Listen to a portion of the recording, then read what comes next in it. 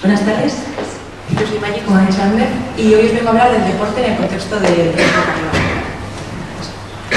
Primero empezaré a dar unas pinceladas de la enfermedad cardiovascular, que ya hemos ido repitiendo un poquito varias cosas de esto, centrándome sobre todo en la obesidad, y después ya pasaré a hablar de los hábitos de vida saludables que deberíamos de recomendar a los sanitarios, sobre todo para hablar del deporte y al final las conclusiones.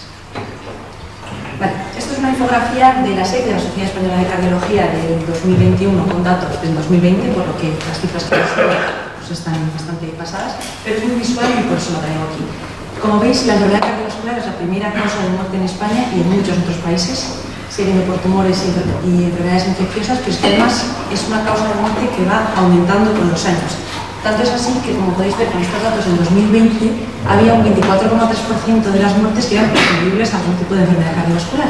Pero es que en el 2023 se ha visto que hay un 27% de las muertes que son por algún tipo de enfermedad cardiovascular, lo que es una cifra bastante alarmante. Esto se une con nuestra infografía. En la parte de arriba vemos estas muertes por enfermedad cardiovascular divididas por comunidades autónomas, pero sobre todo quiero que os centréis en la parte de abajo, que son los factores de enfermedad cardiovascular que hemos ido hablando, casi todos sabemos cuáles son, ¿no? El tabaquismo, la hipercolesterolemia, la diabetes mellitus, la hipertensión, la obesidad, sedentarismo, y se ha visto que la polución tiene un papel en todo esto. Pero mi pregunta es, ¿los factores de riesgo cardiovascular son independientes unos de otros? Pues seguro que sabemos personas que son hipertensas y listo, o diabéticas y listo. Pero hay una que muchas veces está relacionada con el resto, y esa es la obesidad. La obesidad es la piedra angular de los factores de riesgo cardiovascular. Casi siempre una persona obesa va a ser sedentaria, además tendrá algún tipo de hipertensión y muchas veces tiene diabetes o por lo menos algún tipo de intolerancia a la glucosa.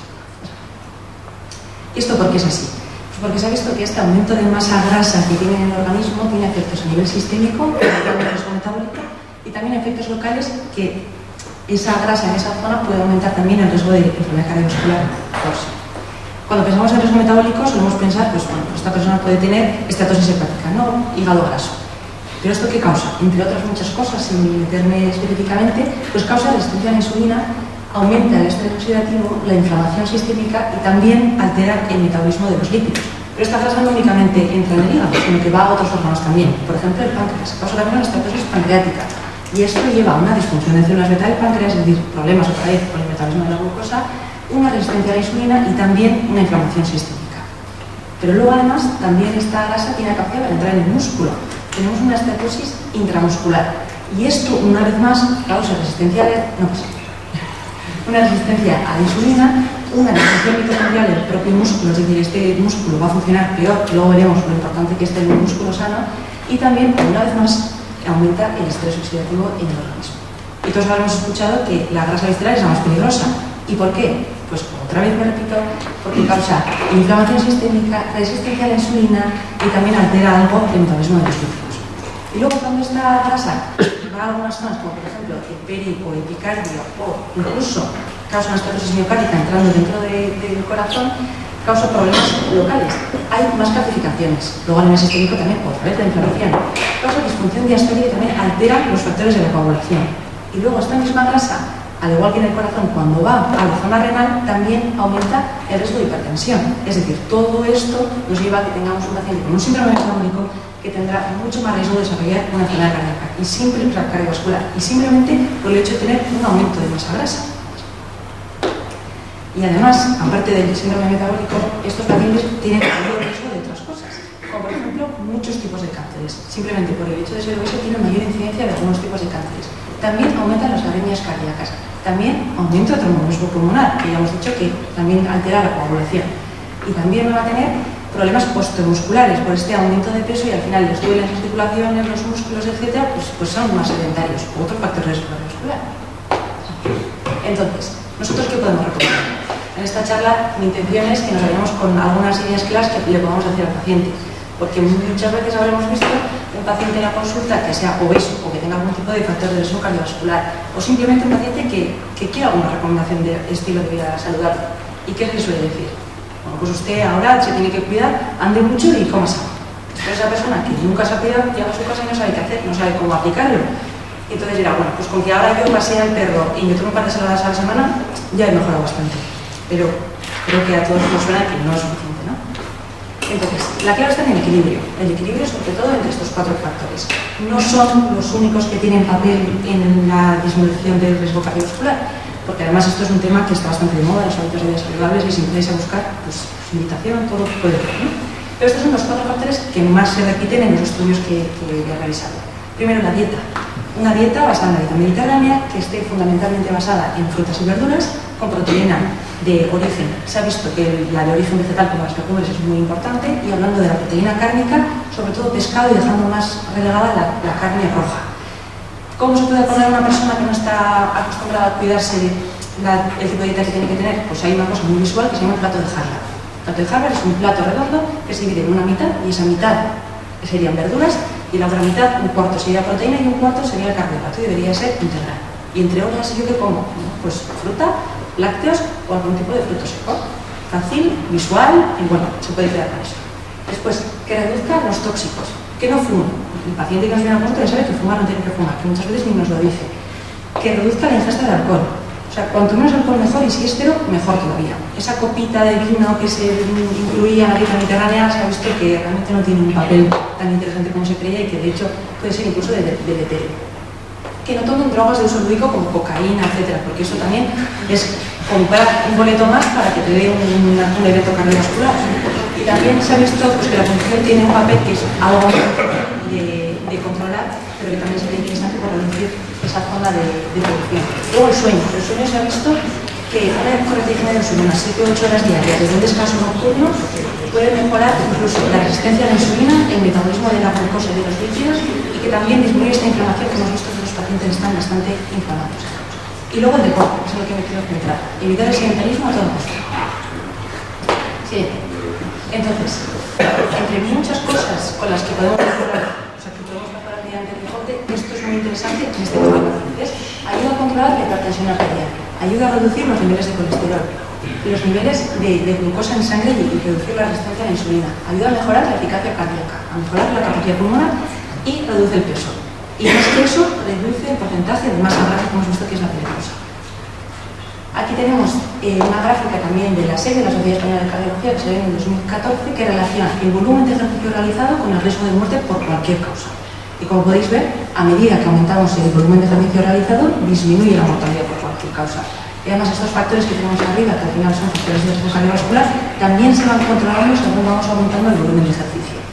Como veis, esta curva tiene forma de U, y es que se creía que en un punto en el que íbamos aumentando el volumen de ejercicio, que ya pasamos a llamarlo deporte de élite, aumentaba la mortalidad por arritmias cardíacas, por disfunciones del miocardio. Pues se ha visto que esto no es así. En los últimos estudios se ha visto que esta curva no tiene forma de U, sino que esta curva se aplana.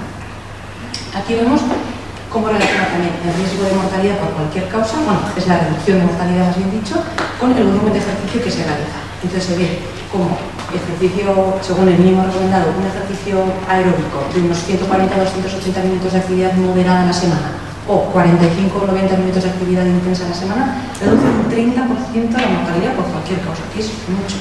Y esta curva, como veis, no se invierte, sino que se aplana. Llega un punto en el que cuando ya pasamos unas 7 horas a la semana de actividad moderada, o 135 minutos, pues como 2 horas y media de actividad intensa a la semana, pues se reduce la mortalidad un 40%, que es un montón. Y luego esto no va reduciendo, pero se mantiene en un 40%, que es casi un 50%. Entonces, pues esto es algo incluso visual para enseñar a los pacientes. Entonces, ¿qué podemos recomendar a los pacientes? Pues según la Organización Mundial de la Salud, deberíamos realizar una combinación de ejercicios. Ejercicio aeróbico, unos 150 minutos de actividad moderada a la semana, o 75 minutos de actividad intensa a la semana, o una combinación de ambos, más incluir ejercicios de fuerza, unas 2 sesiones semanales que involucren todos los músculos. Y ante la duda, que el paciente haga lo que sea, que se mantenga activo. Aquí no sé si os llama la atención que se incluye el ejercicio de fuerza, que las recomendaciones que se iban haciendo a lo largo de los años únicamente se recomendaba el ejercicio aeróbico. Ande usted un poquito o corra mucho, y ante la duda, pues yo te recomiendo los minutos a la semana que deberías hacer, porque lo he visto en unas guías. Pero es que ahora está el ejercicio de fuerza, levantar peso, potenciar el músculo. Y es que hay nuevos estudios, de hecho hay uno muy interesante, que relacionan la pérdida de grasa con la fuerza. Este estudio que os menciono dividía una población obesa en 3 grupos. Un grupo únicamente realizaba ejercicio aeróbico, otro grupo ejercicio de fuerza y otro grupo combinado. Y evidentemente, el grupo que más peso perdió, sobre todo más masa grasa perdió, fue el grupo que realizaba ejercicio combinado. Pero lo sorprendente fue que el segundo grupo que redujo más el peso y sobre todo el porcentaje de masa grasa fue los que realizaban ejercicios de fuerza.